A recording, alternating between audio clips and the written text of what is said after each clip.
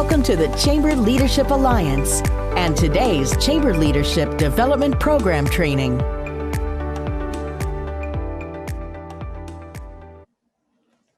Good morning, everyone. My name is Akriti Rana, and my pronouns are she, her, and hers. I am the program manager of the Chamber Leadership Alliance, and today I would like to welcome you all to the Chamber Leadership Development Program on Sustainability and Administration. Today's topic is Thriving Through Change and Disruption. In this session, we will explore some strategies for success so you are equipped to thrive through change and disruption. I would like to thank our incredible partners at Wells Fargo for their support of this program. And before I welcome our expert for today, I would like to mention a few housekeeping items. This session is being recorded, and all CLDP presentation will be uploaded on the CLA website after this webinar series on sustainability and administration has ended on November 17th. We encourage you all to share the recordings and presentation with your fellow chamber leadership. I would also like to inform you all that the presentation and videos of our previous training pods have been uploaded on the CLA website. Please be sure to visit chamberleadershipalliance.org to access them. Please use the chat and Q&A function on Zoom for any questions that you may have during the program. These questions will be answered during the training session.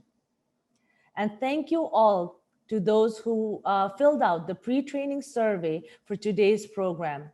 Please be sure to fill out the post-training survey for this program as well, which you will all receive in your email. And lastly, I would like to welcome you all to the CLA Coffee Connection, which is an optional 30 minutes networking event at the conclusion of the third training of this pod on November 17. This networking event is designed for you to meet with other chamber leaders and discuss what you have learned during the program. The link for registration has been shared in the chat box below. Now, I would like to welcome our expert for the day, Miss Carrie Balliet. Carrie's calling is to help people connect with the world around them through personal authenticity. She works with clients to transform themselves from inside out, giving them the opportunity to live more meaningful, joyful, and authentic lives so that they can achieve their dreams. After spending 35 years in corporate operations and business management, leading large teams through many changes and reorganizations, she found herself transitioned out of what she thought was her dream job. It was through these experiences that Carrie's own transformational journey began. Her need to take a deep dive into her own internal operating system so that she could find her authentic self instead of being the person she thought she needed to be, inspired her to become a transformational coach. In 2019, she received a transformational leadership certificate and her ACC transformational coaching accreditation.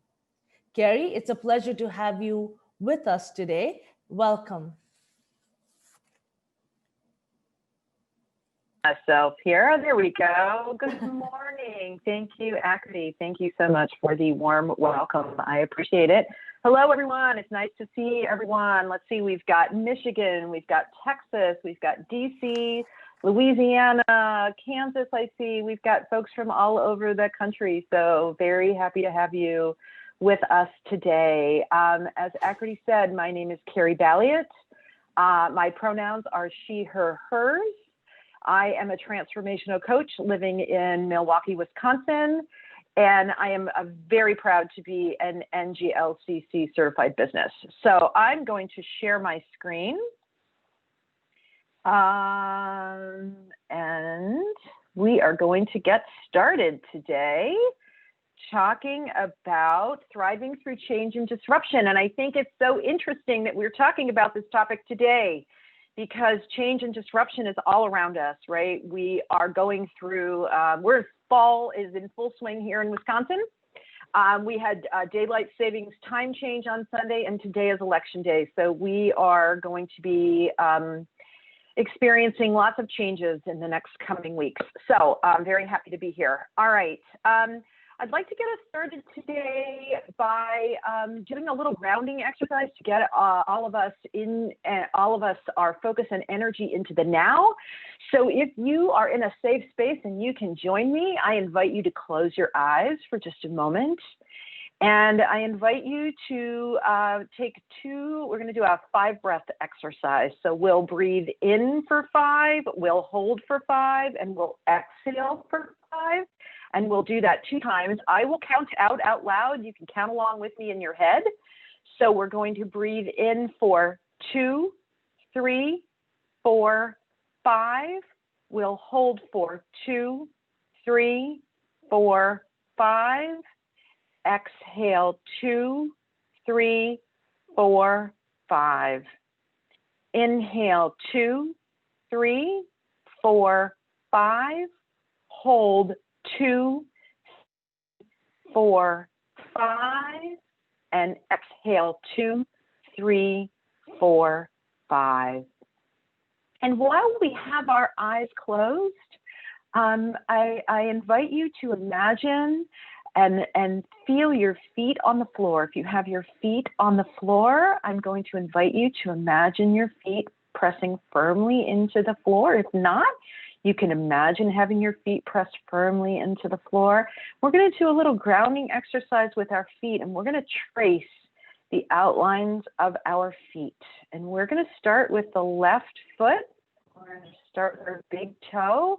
We're going to start tracing around our big toe, and we're going to go down to all of our other toes, and we're going to trace around our other toes, and we're going to trace around our pinky toe, and we're going to come around to the outside of our left foot and trace around down through our heel. We're going to come around to the inside of our foot, tracing through our arch, around to the ball of the foot, and back up through the top of our big toe on our left foot.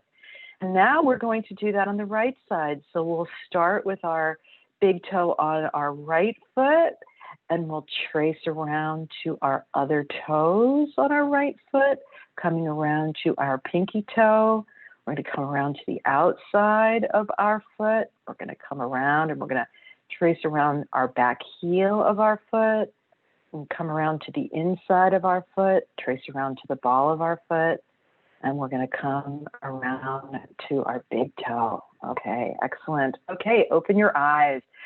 Those are some really good grounding exercises that I use for myself and my clients for whenever you want to just take a moment to bring yourself back into that present moment and ground yourself back into the now. Those are 2 really, really good exercises to help you do that. Okay, so thriving through change and disruption.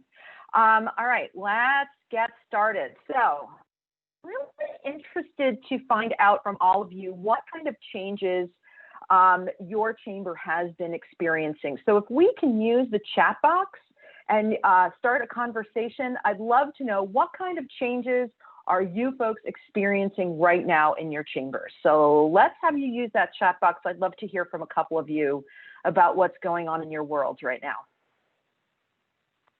Recent dissolution of PAC. Okay, thank you, James.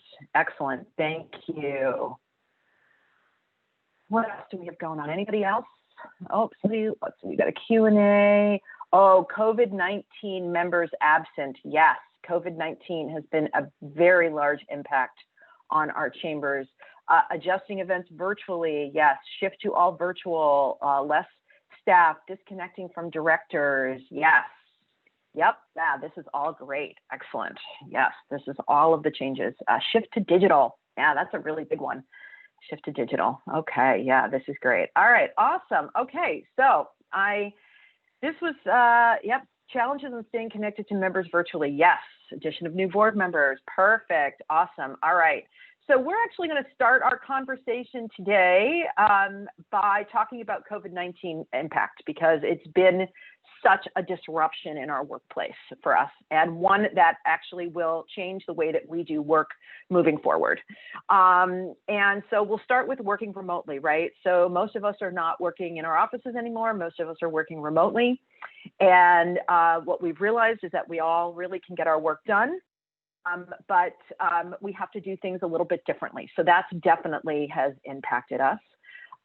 It has also really made us need to think outside of the box and figure out new ways of communicating with one another, right? Because we're not in the same space anymore.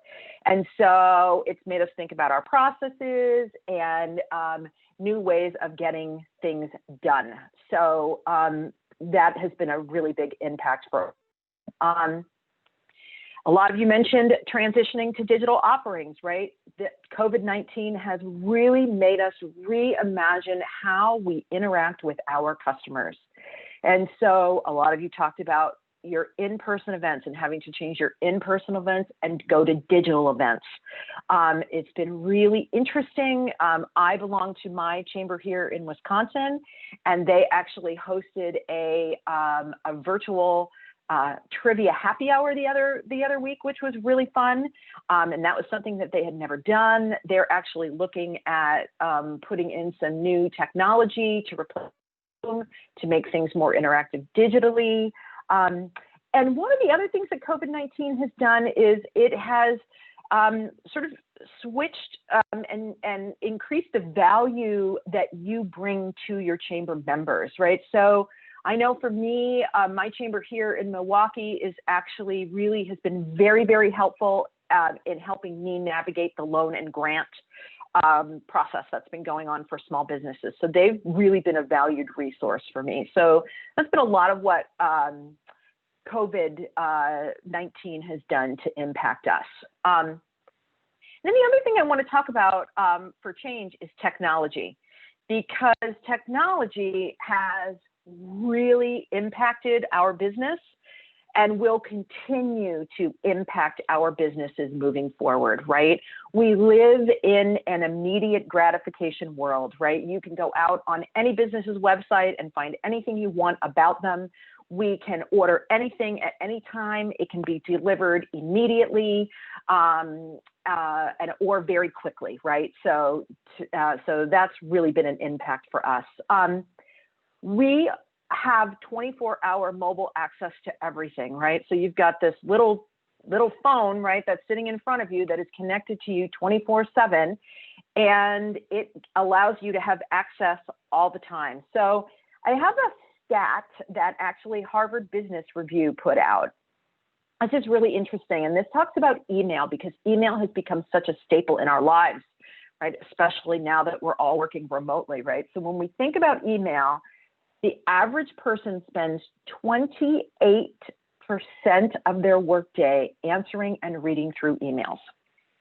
So how does that translate? That translates for you into about 2.5 hours per day and 120 messages per day. So think about the impact that that has on your day-to-day activities, and the fact that you're spending about 2 hours a day on email. So a lot of impact through into how we manage our day-to-day work. Also, when we think about technology, we think about new software and upgrades, right? So new technology and software is constantly being put out into the marketplace. And when you have a small staff, or maybe when you're working with a staff that has a lot of volunteers, just trying to keep up with the software and technology impact can be huge, right? There's so many choices out there. How do we choose? How do we know what's best for us? So lots of changes. And the fact that we live now in a global marketplace, right? We are global. We do business across the world. And so it has really brought this surge of growth and speed and agility and improvement into our business. And so, when we think about digital, the impact of digital, right? The digital world is really here to stay. And I think COVID-19 has really just cemented that for us. So when we think about change, right, we notice that with all the impact that's going on with technology and even COVID and what's happening in our world, right, change is constant. It really is. And being able to thrive in a digital world means that we have to have the speed and agility to be able to embrace change. So I like to think of change as in terms of the ocean, right? Because that continual cycle of waves crashing onto the sand. And when we think about change, I like to think about change really in two areas. So when you think about change, think about how your chamber will go through change and the changes that the chamber needs to, that your chambers need to embrace as you're competing in the digital world, as technology is impacting our lives, as the external forces of the world like COVID-19 are impacting our lives. So we've got the changes that your chamber will go through. And then there's also how we as humans embrace change, how we as individuals embrace change. And so in order for us to thrive through change, we have to look at what our companies go through, what our chambers go through, and then also how we as humans go through the change. And that's what we're going to be focusing on a little bit today. We're going to focus on both. We're going to look at the changes that your chambers will go through, and then we will also look at how humans embrace change and why it can be so hard for us as humans to embrace change. Because once we understand the changes that our companies go through and how humans embrace change, then we really can learn how to adopt the necessary skills that we need to be able to move through change. So I included the picture of the surfer here because I like to think, you know, just like the ocean, right? Change is the waves. And as you get out your surfboard and you're paddling around in the ocean and you're practicing with embracing change and you understand it and you understand the pattern of the waves, right? What happens when you get out there as a surfer, right? You practice, you experiment, you explore, and pretty soon you get better at it, right? You get better at embracing the change and you begin to be able to thrive through it because we know that it is not going to stop. It is the one constant in our lives. So, okay. So let's start by talking about the 5 different changes that companies go through, that your chamber will go through during its life cycle. Okay, so we're going to start with number 1. We've got strategic. So companies, your chamber may need to go through a strategic change. Number 2 is structural. Your chamber may need to go through a structural change. Number 3 is process-oriented changes. Your chamber may need to go through some process-oriented stuff. You may want to go through some talent-focused changes. You may need to go through some cultural changes. Now, what's interesting about talking through the 5 different types of changes is that most companies go through multiple changes at multiple times. So if you make a decision that you need to go through, that you're going to go through a strategic change, there are probably some structural changes, some process-oriented changes, and maybe even some talent-focused changes that you are going to need to make in order to make those strategic changes.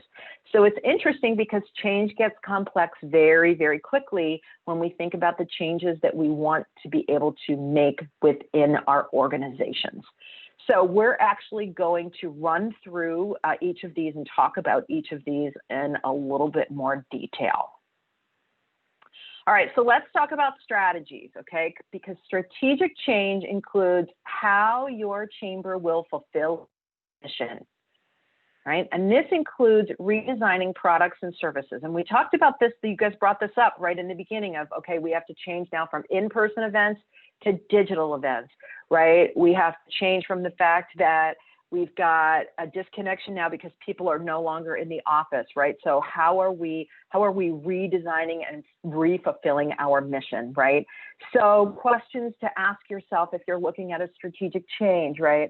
Are there products and services that you need to change in order to be able to service your members better? Right? What are some things that you might want to do to be able to bring more value to your chamber members.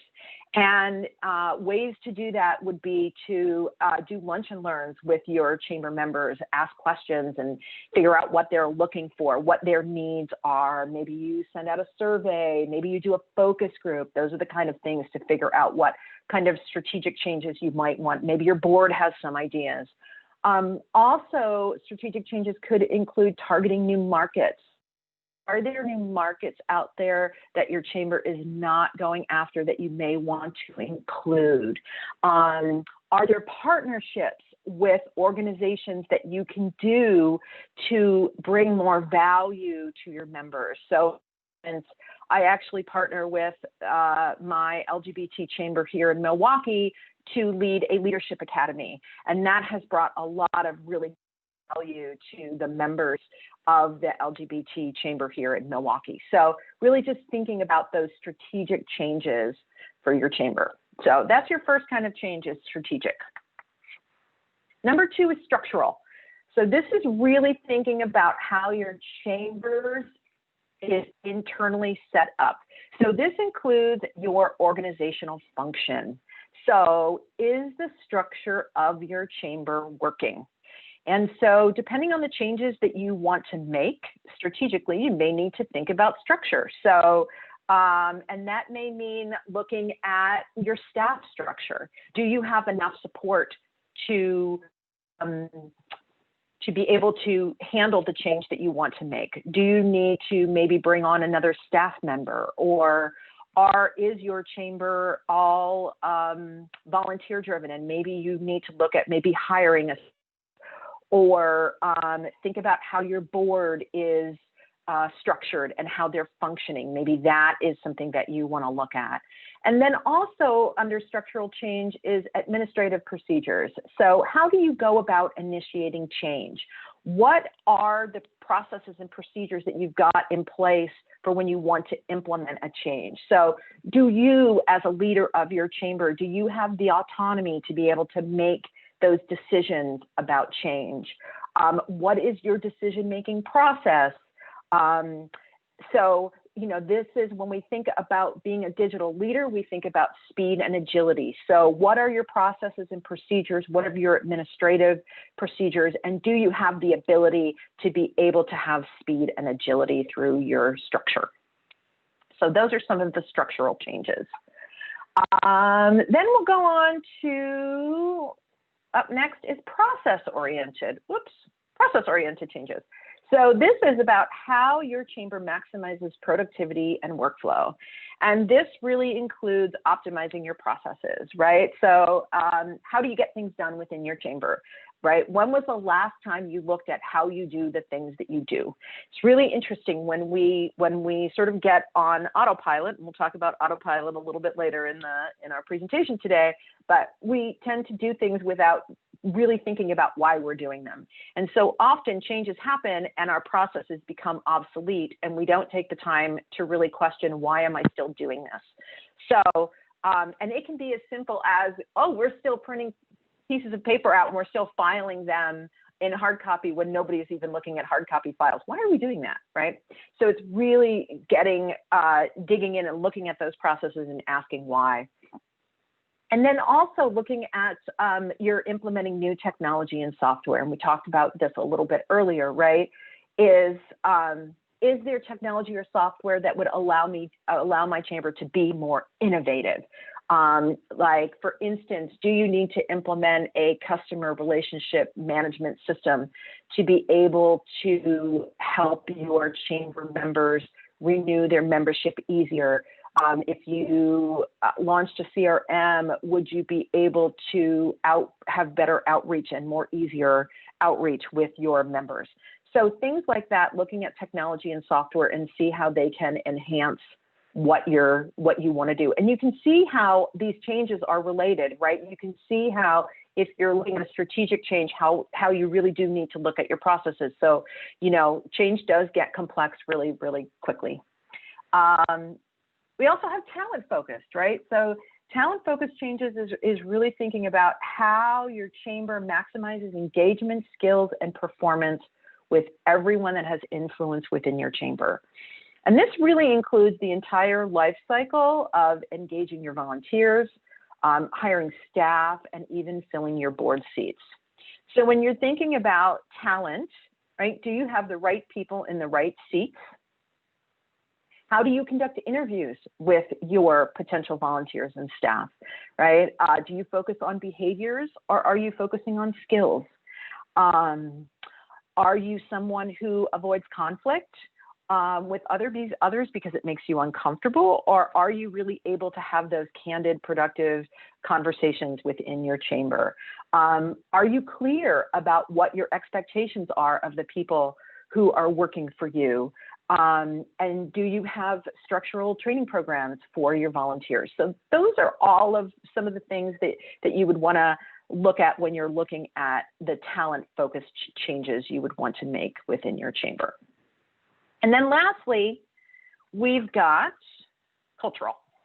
So this is the last type of, so this makes up number 5. So cultural change is really shifting the attitudes and values of everyone that has influence within your chamber.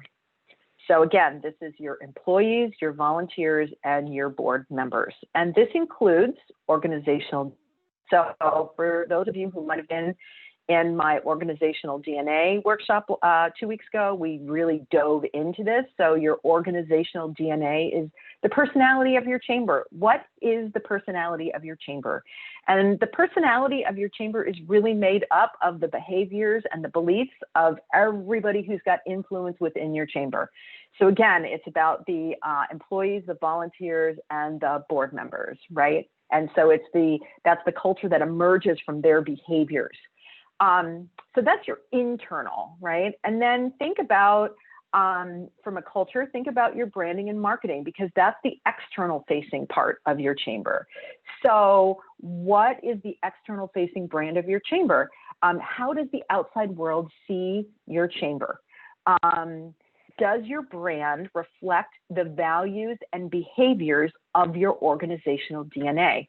So it's really important that your internal behaviors and actions match your external behaviors and actions. We're going to be talking about that a little bit more on my next workshop, which is going to be employee engagement, and that's happening on November 17th. That's the last one in the series. So you may want to catch that because we're going to be diving into that a little bit further. But very important that your internal and external organizational DNA and branding and marketing match one another. So, all right, so that takes us through the 5 types of changes that your chamber may need to go through. Any questions, thoughts before we move on to the next section of the presentation? Want to know, everybody with me? Okay, I don't see anything popping up into the chat box. So I'm going to say that we're all A-okay. All right. So now we talked about all the changes that you might need to go through, right? And so now we think, okay, all right. So how do we embrace change, right? Okay. So, external dependencies. Yes. That is a really good question, right? How do we mitigate the external dependencies? Like, are you talking about vendors and suppliers, right? Yeah, because you have relationships with them too. That's a good one. So when we think about embracing change, we think about the doing versus the being. And I always like to say that the doing is about executing the plan, right? So you now know I'm doing a structural change, or I have some process-oriented changes, or I'm going to focus on my talent. I've got some structural, or I've got some cultural stuff that I've got going on, right? So executing the plan is the factual and structural thing that you're going to execute, okay? So executing the plan is very measurable, right? Because you've got goals, you've got milestones, and you've got deadlines, right? So this is the doing part of the change. I include the being part of the change because this is the human response to change. And the human response to change is actually the emotional reactions, which are really going to be dependent on a couple of things. So we humans are going to respond to change depending on our personalities. We all have different personalities, and that is going to drive our response to change. The experiences that we've had in our lives are also going to drive our response to change. And thirdly, the way that we are hardwired as humans will definitely impact our response to change. And the way that we are hardwired as humans is across the board. Every single human is we are all hardwired the same exact way. This is part of the human experience. And so we're going to spend a little bit of time today talking about the human experience and how we are hardwired and why embracing change for us as humans can be so difficult. So before we jump into that though, let's talk a little bit more about doing and executing the plan. Because if really embracing change was just about embracing the execution of the plan, right, that means that change success rates should be really high. And when I looked into this and I started doing this presentation, I was really interested to see that Harvard Business Review says that the success change rates for Fortune 1000 companies is actually below 50%. And it really could be as low as 20%. So that means when you want to implement a change within your chamber, according to Harvard Business Review, you have about a 50% chance of making that change a success and making it sustainable throughout time. And that really made me take a pause. I was like, wow, that's kind of like pushing a rock up a hill, right? Whew. So I'm really interested, like, what do you all think? What do you think? Why do you think that is? Why do you think the success rate for change is at 50%? So give me a little thought in the chat box here. I'm really interested. Oh, Jeanette, yep, I can't, unfortunately, with the webinar, I can't do a hand raise, but if you put your thought in the chat box, then I can answer your question that you've got. Reluctance to change. Yes, thank you. Inertia is powerful. Yes, I love it. I love it. Thank you, James and Alvester. Thank you so much for your comments. Yes. Let's see, I got something. Oh, change is just hard. Yes, Jeanette, it is. Change is hard. Absolutely. So we're going to talk about that because really it's the human response to change that makes it so hard. Because really, if we have a good plan in place, that means change should be easy, but it really is about the human response. And so according to Psychology Today, there are several reasons why humans respond the way we do to change, and we're actually going to look at this together today. And yes, James, volunteers are hard to motivate. And so join me next week for my employee engagement because we're talking about going from motivation to inspiration. So that'll be an excellent conversation next week or in 2 weeks, sorry. All right, so when we talk about it, right, why is it so hard for us humans to change? Well, that's because we are homeostatic beings, all right? So this is our body's way of maintaining equilibrium. So we are homeostatic beings. So think about the fact that inside of your body is a thermostat, okay? And that thermostat inside of your body is in charge of keeping your body at maximum conditioning, right? So that's why your body temperature stays, around 97, 98 degrees, right? It's why your heart rate beats, right? It's how it keeps your metabolism in check, right? And it really helps your internal body thermometer really helps to just keep your body running at optimal peak performance. So really think about when a change is instituted into your body, what happens, right?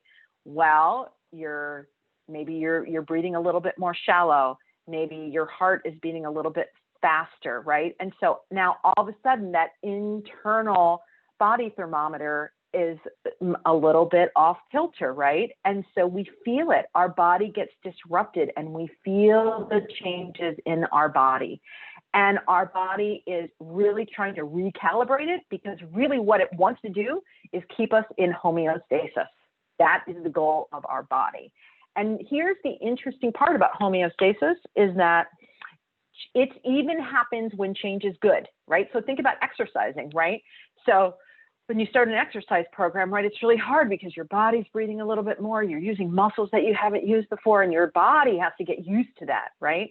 So even when you want to make a positive change in your life, it can be difficult because of homeostasis. So what's interesting is our inertia actually works against us, right? So it's why it's so hard for us to keep exercise routines and weight loss plans.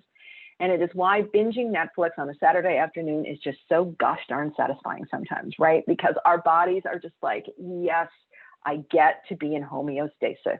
I get to rest. So I wanted to talk a little bit about change fatigue, because change fatigue is really a real thing in humans. And change fatigue is really the mental and physical tiredness that is associated with humans from change.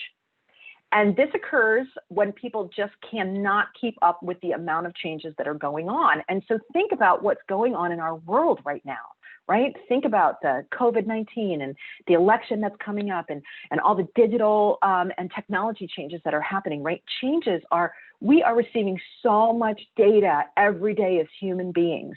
And so change fatigue for us is very real. And in the workplace, change fatigue will show up in the form of disengagement, exhaustion, absenteeism, confusion, conflict, and cynicism. So this is really real stuff. So really think back to a lot of the changes that we mentioned at the beginning of this session, and think about how we as humans can get fatigued with change, because it is that constant pounding of the shore.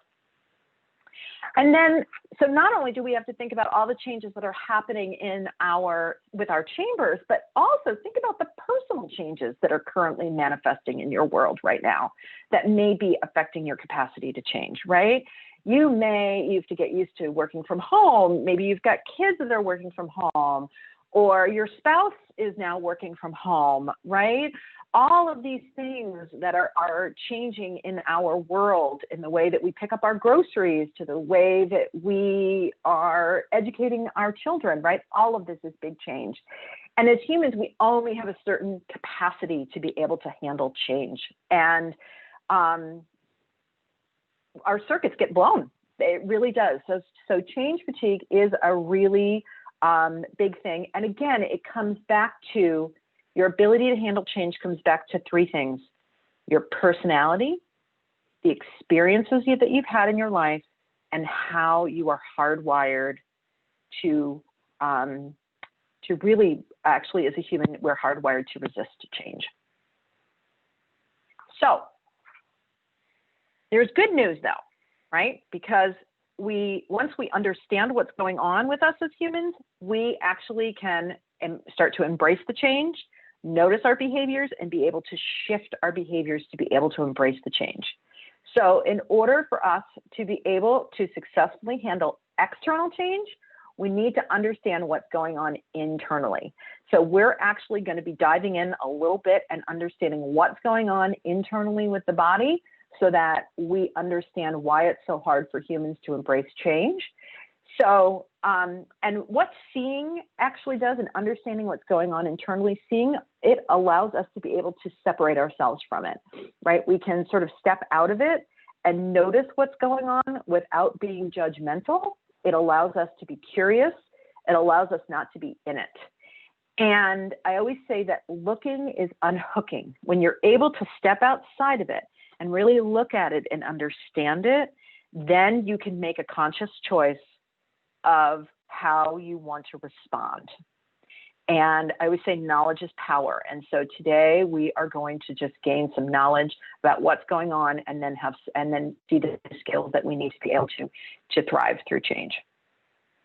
So let's talk about what human beings are designed to do, because we as human beings are designed to do three things. We are designed to, number one, we are designed to survive. That's number one for us. Number two, we are designed to belong.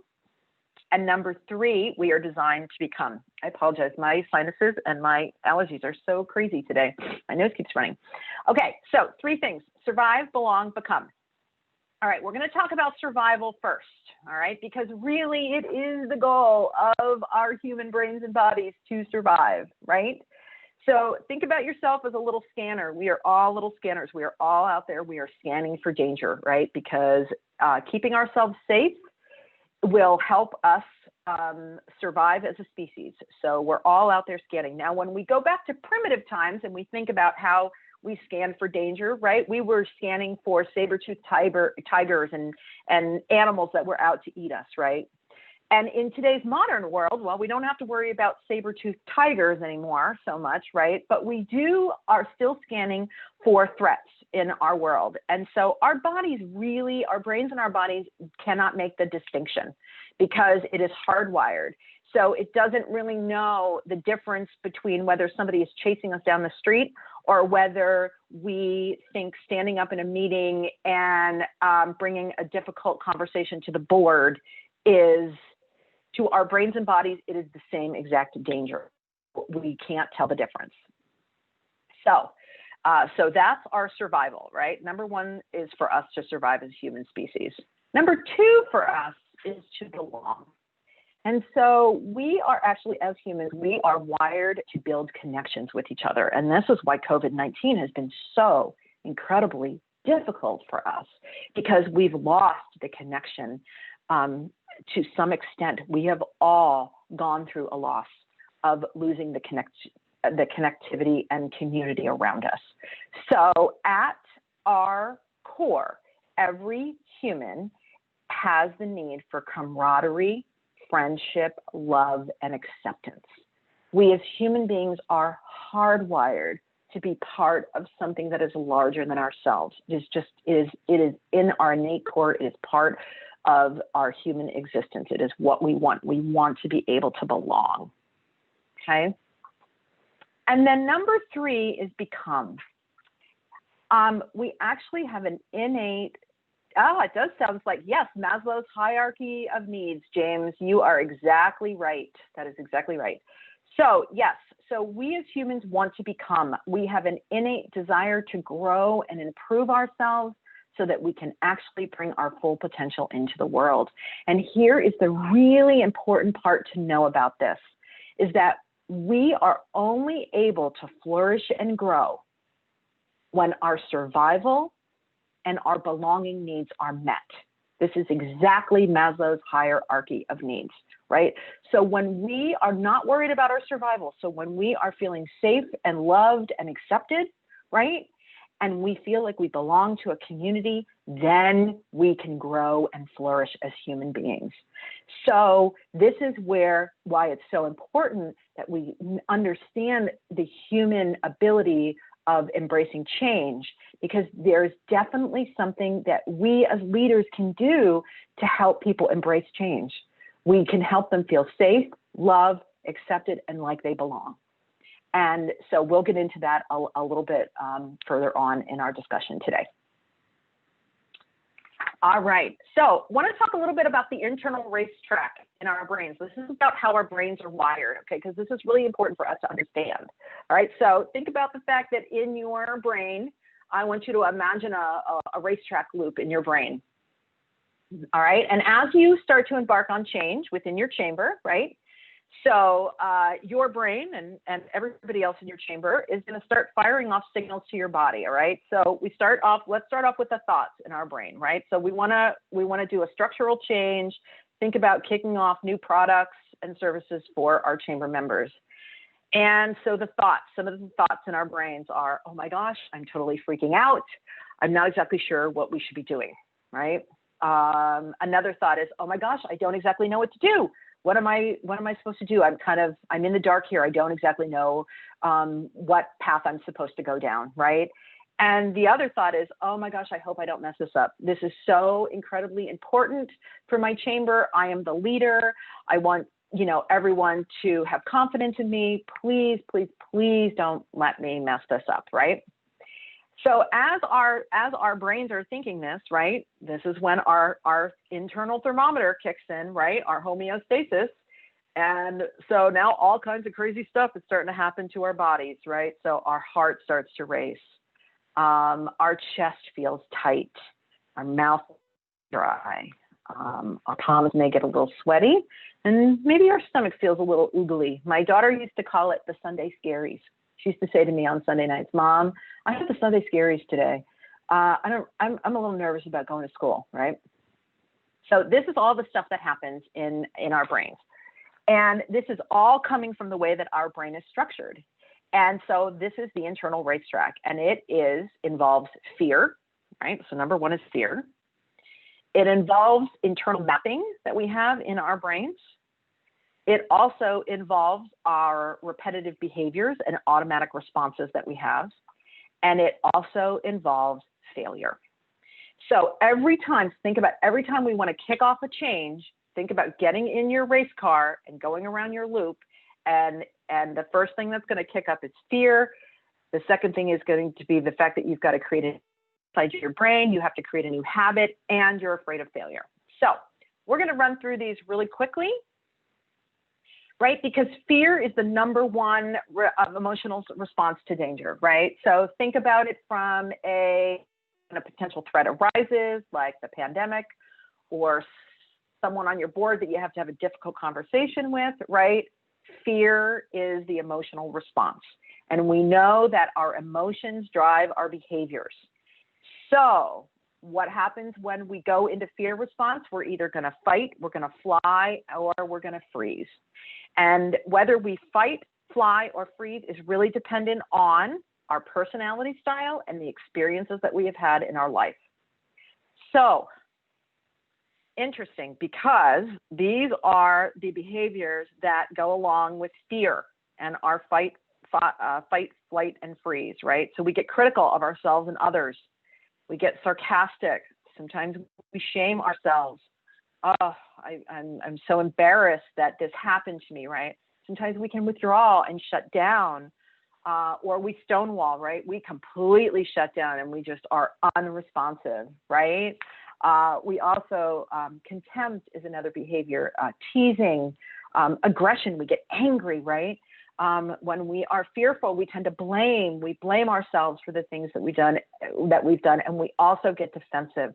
So pay attention to this. So when you are feeling these behaviors and emotions that are coming up for you, know that this is your body's response to fear, and it is just part of how you are hardwired, and that's okay. And it's building the awareness, knowing about the behaviors, that allows you then to be able to take a pause and be able to shift those behaviors.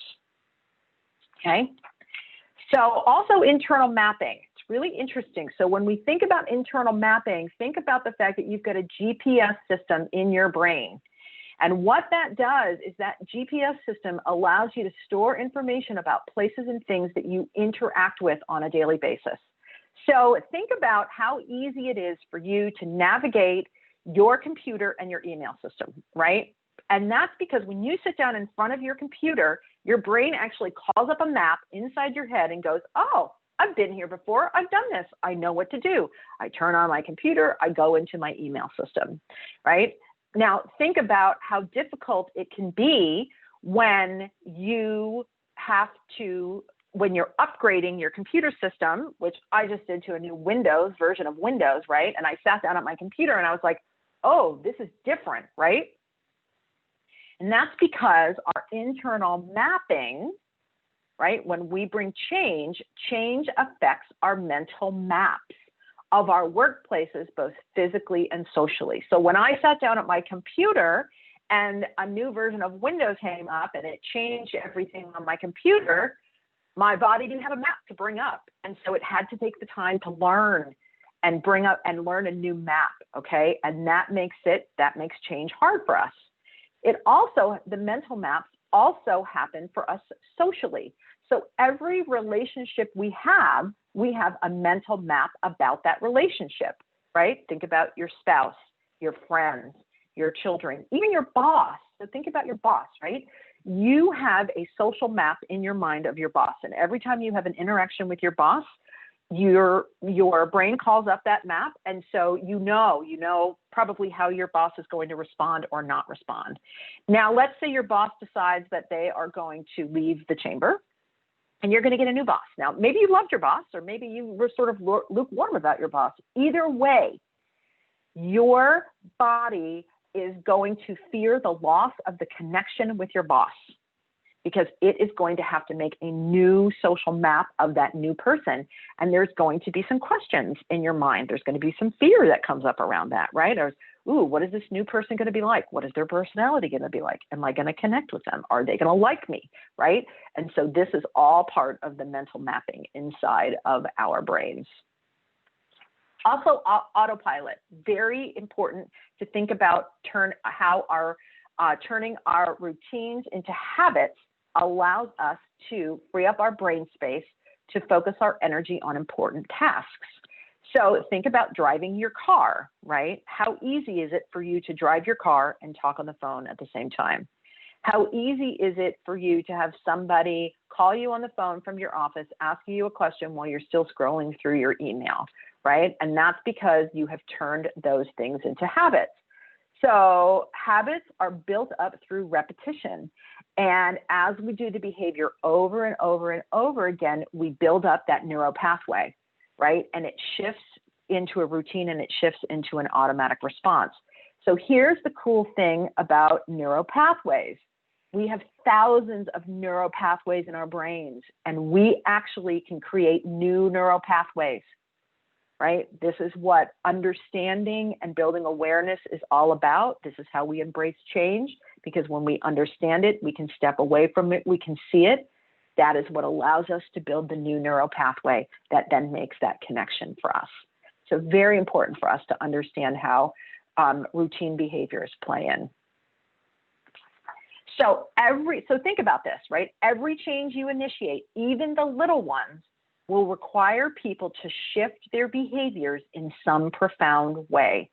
So even as simple as changing an email system, even as simple as moving a copy machine in your office, will actually require people to shift their behaviors in some profound way because they've turned that behavior into a habit and a routine.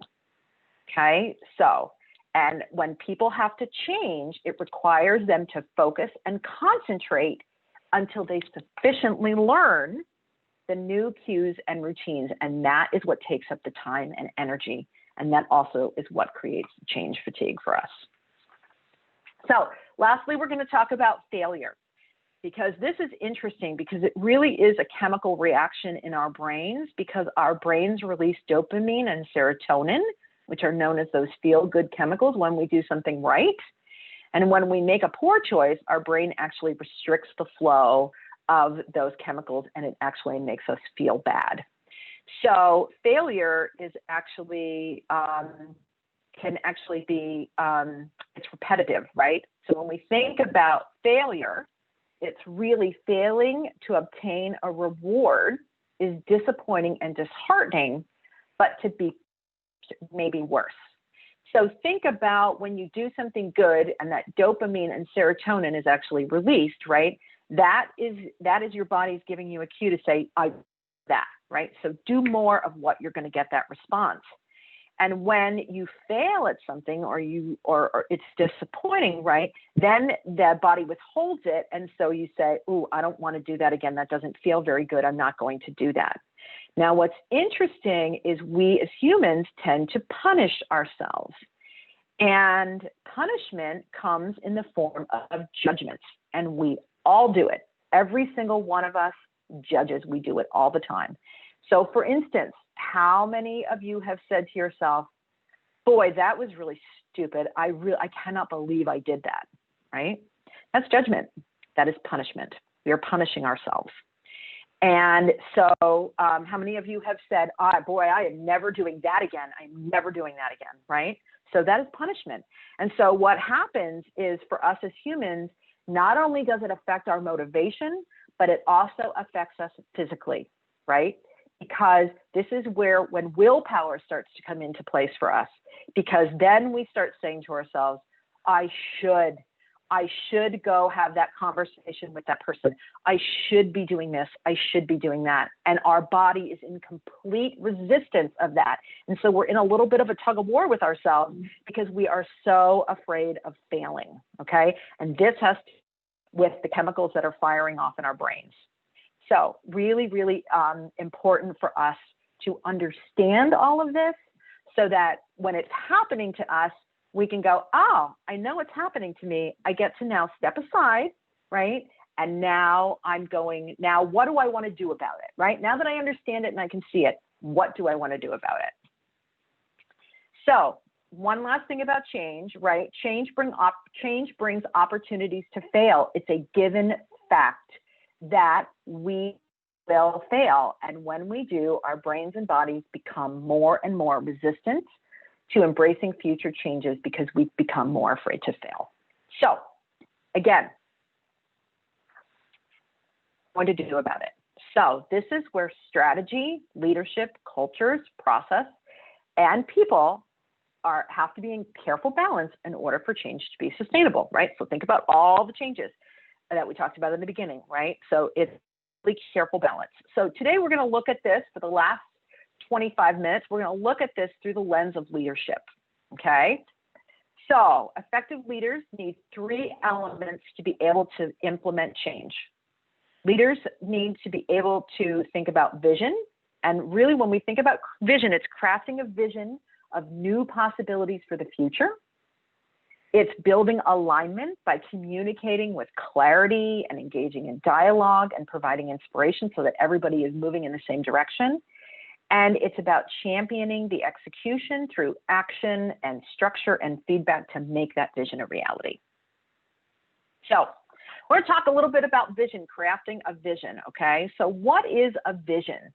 Well, a vision is an imagined future condition. It's actually broader in scope than a goal, and it seeks to create unquestionable value. It seeks to serve in an unparalleled way, and it seeks to reinvent how an organization does business. And I included this image of President Kennedy because in 1961, President Kennedy announced that the United States would safely send an American to the moon before the end of the decade. And I love this example of a vision because he said the United States would safely send an American to the moon before the decade. And when people in America heard that, everyone went, oh my gosh, we're sending a man to the moon, right? Because it was the United States and we were sending an American and everybody could get behind his vision. There was energy behind it. Every American in the United States felt that they saw that vision, they connected with it, they felt it, they were on board with it. So this is why crafting a vision is so incredibly important, because it brings energy, it brings things to life, okay? And a vision is important because it expands assumptions. It provides purpose. It drives supporting goals, and it unifies people, right? And so in 1964, President Kennedy brought his vision to life when we landed a man on the moon. It took 3 short years, right? So this is another thing to say that sometimes change takes a while, right? Sometimes it takes a while to be able to bring your vision to life. So when you think about crafting a vision, think about 3 key elements to do. So it involves exploration, boldness, and testing assumptions, all right? So when you want to be, a leader needs to be intentional about exploring new directions. Leaders don't make big impact without being a little bold and a little adventurous. And leaders need to look beyond their own thinking to test their assumptions. So we are actually going to look at the behaviors that are associated with crafting a vision, right? So when you want to be able to craft a vision as a leader, you want to be able to remain open. You want to be able to prioritize the big picture. You want to be able to be adventurous. You want to be able to speak out. You want to be able to seek counsel, and you want to be able to explore your implications. So think about this in terms of your own behaviors and what is comfortable for you, because this is where the shifts happen, right? When we build awareness, then we know where we need to shift our behaviors. And we know that every single one of us has different personalities, and we bring different experiences to the table. So some of us are going to be really good at remaining open. Others of us, we might not be so comfortable doing that, and understanding those behaviors so that we can, again, be able to notice it, build awareness, step aside of it, and then we want to shift that behavior, okay? So when we look remaining open, right? That's all about entertaining new ideas and possibilities and not hurrying to finalize the plans. And prioritizing the big picture, really about focusing on those broad overall views or ideas and not locking in on one idea at one time. And being adventurous really is about being able to take risks, right? Are you okay with taking risks? Is that comfortable for you? Does it give you energy? Are you comfortable in the unknown? When we think about speaking out and giving counsel or seeking counsel and exploring implications, we're talking about bold ideas. So seeking out is having bold ideas, even if it means putting your credibility on the line, even if it means saying, I'm going to say something completely wild and crazy here, right? You're not worried about other people agreeing with you.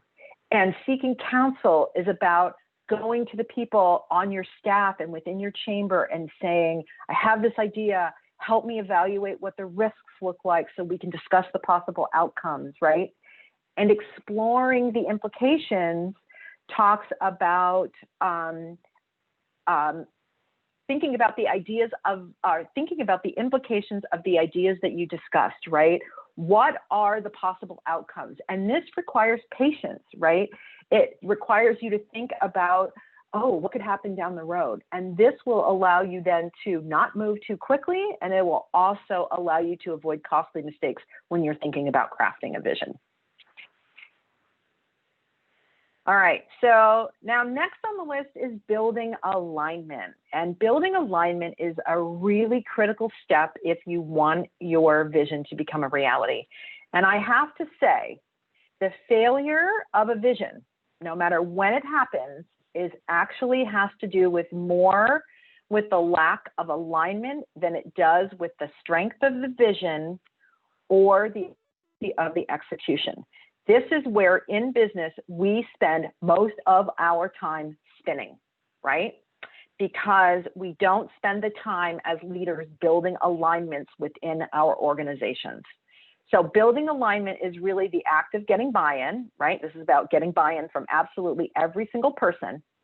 And that means that people have to be on board, both from a task and an emotional perspective, all right? And as we just learned, right, and now understand, getting people on board to accept change from an emotional perspective can be difficult.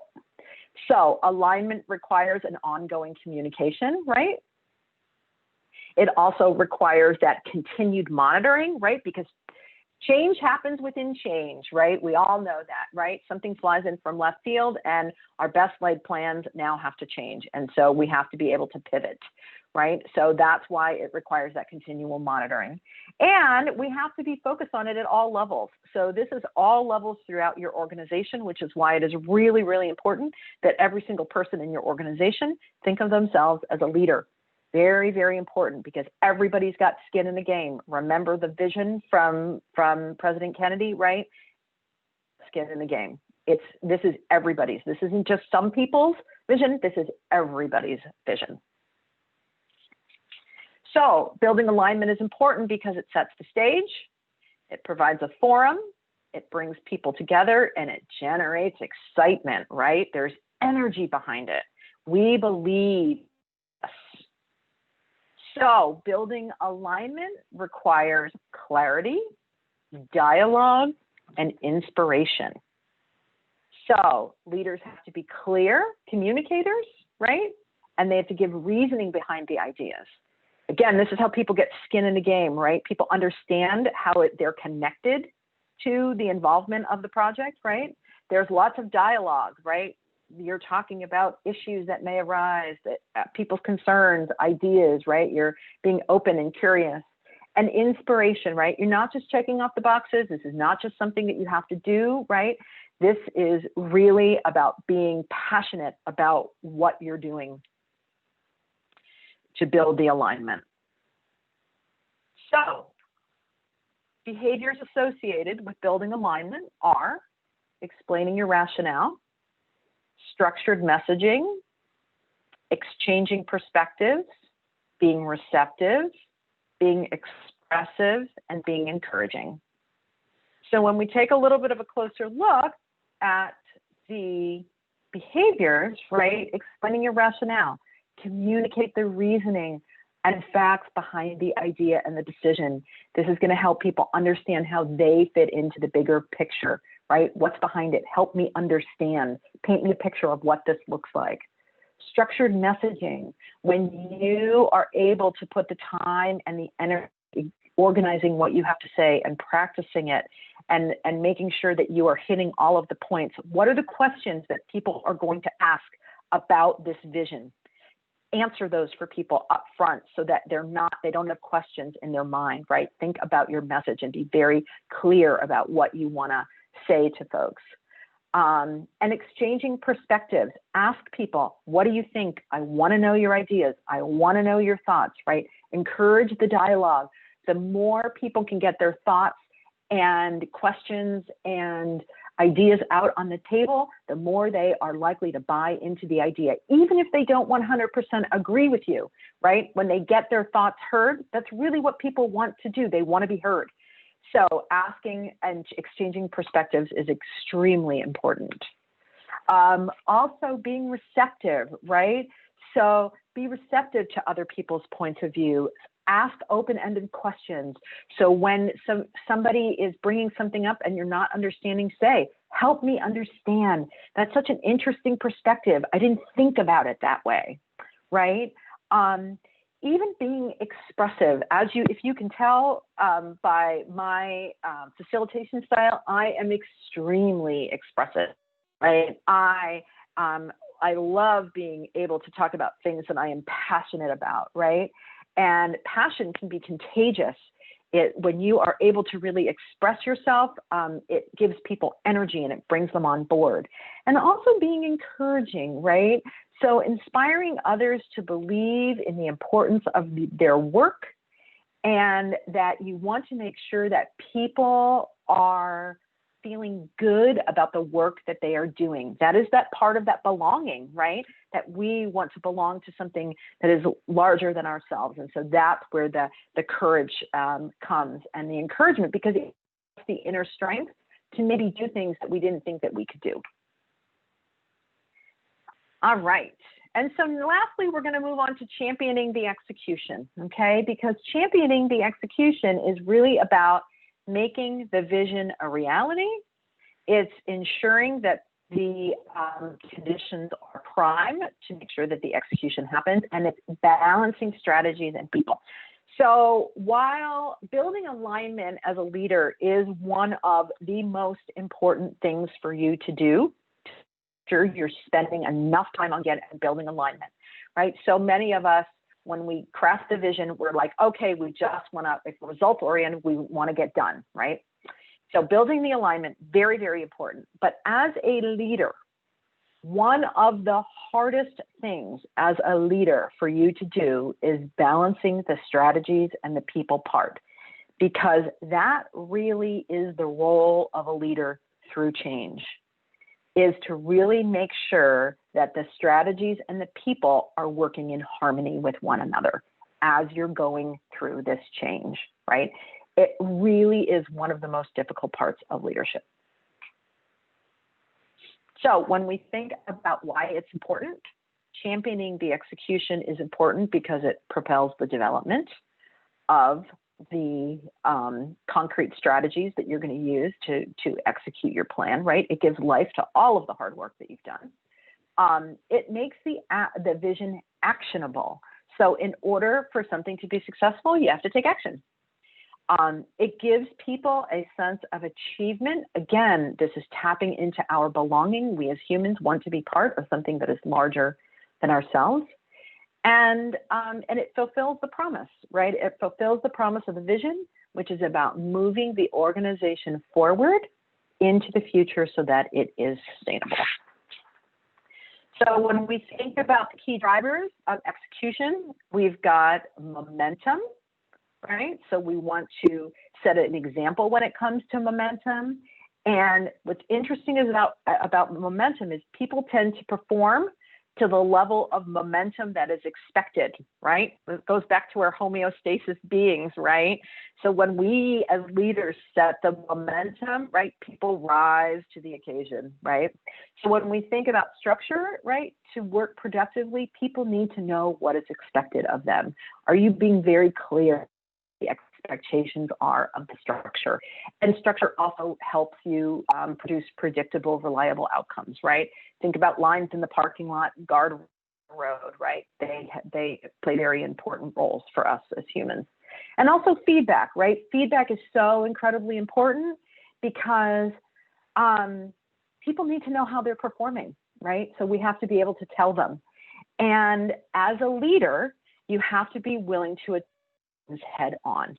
And again, this taps into the way that we are hardwired as humans, because our number one goal is survival, which means and feedback can be a very fearful space for us to be in as leaders. It can be very uncomfortable for us. So again, as we look at the behaviors that we need to be able to champion the execution, we're looking at being driven, right? This is us being able to take action and have that momentum. Are we able to initiate? Are we able to initiate things? Are we able to get things off the ground? Are we good at planning? Are we able to analyze in depth so that we really can take a look at whether things are working or not, which then allows us to be able to address problems? Are you good at addressing problems, or is that something that you might not be comfortable with? And then also being able to offer praise to the folks around you so that you're being able to give them that momentum to carry forward and be able to step out beyond and maybe try things that they've never tried before. So when we think about driven, right, it's really focused on the result and being able to encourage folks to move quickly, right? So as much as it's important to really keep it open-ended at the vision, once you decide on that vision and once you build that alignment, now it's go time, right? Now it's time to really move quickly, right? And have that sense of urgency about you. Also, right, being able to initiate, really being able to get people to say, okay, it's go, right? Like, are you one of the folks that is at the forefront of new projects and new ideation, right? Can you anticipate opportunities and problems and call attention to them? And then also, are you good at planning, right? So are you good at developing that organized course of action and setting those clear expectations for folks and maintain the deadlines throughout the projects so that you can maintain efficiency? And then also looking at analyzing in depth, right? When you're looking at performing the examination of facts and details, what's going on? Is it working? Is it not? Oh boy, if not, okay, what do we need to do, right? It's really being able to pull on your analytical skills. And not all of us are good at analytics. I'm not great at analytics. It's not one of my strengths. It's something I really need to work on when I'm executing things. Also addressing problems, right? Can you address problems in a straightforward way? Can you let others know when there's concerns? Are you good at focusing on the behaviors and not the personalities and the feelings that are going on? And then also offering praise, right? Are you someone that offers praise to folks? Do you look for the opportunities to compliment others and recognize their contribution and the values that they're bringing to the table? Sometimes we get so focused on the tasks of a project that we don't take the time to think about offering praise for the work that everyone is doing. So, all right. So, increasing your change effectiveness, right? So by increasing your understanding of the types of changes and how everyone responds to change allows you to build empathy and compassion. And that helps with belonging, right? It helps with safety and allows people to build trust with you. Next one is actually increasing your understanding of the human response to change allows you to build trust. Very important for us to feel that we are in a safe environment, right? By you're taking into account yours and other people's feelings and emotions, and it allows you to be vulnerable and be able to create a sense of safety within your team, right? By increasing your knowledges of the best practice behaviors and where you might need to shift your behaviors, you're able to identify where your strengths are and where you want to pay attention to those shifting behaviors, right? Also, being able to capitalize on your strengths takes a lot less effort. Remember, like think about the things that we'll get at and the habits, right? It takes a lot less effort. Spending some time paying into the attentions that we want to shift actually allows us to uncover strengths that you may be hiding. So there may be things that you have learned to hide from your emotional responses. And when you are able to uncover those, you may find strengths that you didn't even know that you had. And then also being able to explore and experiment, right? We learn by doing. So really, please don't be afraid to explore and experiment. And when those uncomfortable feelings arise, now that we know that every single human has them, don't push them away. Really turn towards them, get curious.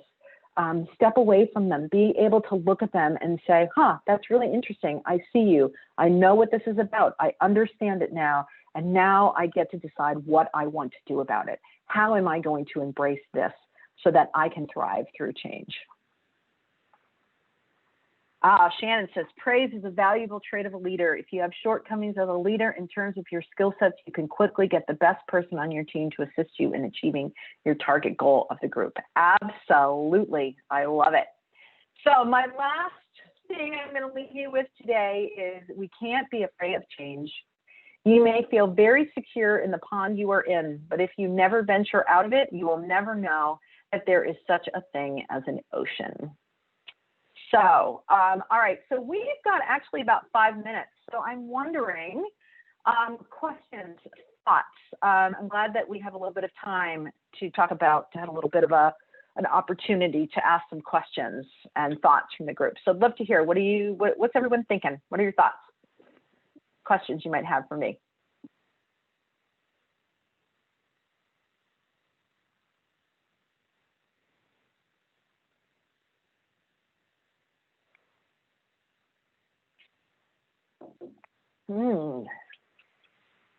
No. Okay. Wow.